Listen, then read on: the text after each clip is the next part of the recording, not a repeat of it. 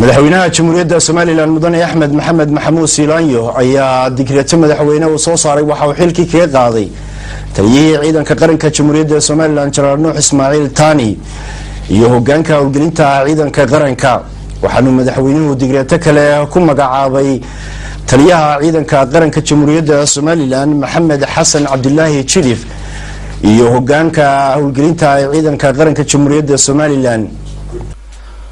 madaxweynaha jamhuuriyadda Soomaaliland mudane Axmed Maxamed Maxamuud Siilaanyo markii uu arkay qodobka 9aad ee dastuurka qaranka jamhuuriyadda Soomaaliland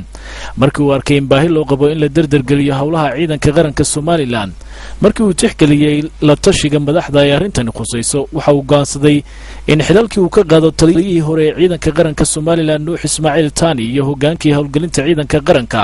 Xasan Cabdi Yuusuf Xasan Kayse waxaana uga mahadnaqay muddadii ay xilka u soo hayeen qaranka Soomaaliland madaxweynaha jamhuuriyadda Soomaaliland markii uu arkay in uu hanan karo xilkaasi loo magacaabay isagoo fulinaya sunnaha dawladnimo waxa uu magacaabay taliyaha cusub ee ciidanka qaranka jamhuuriyadda Soomaaliland in laga bilaabo maanta uu noqdo Maxamed Xasan Cabdullaahi Jidif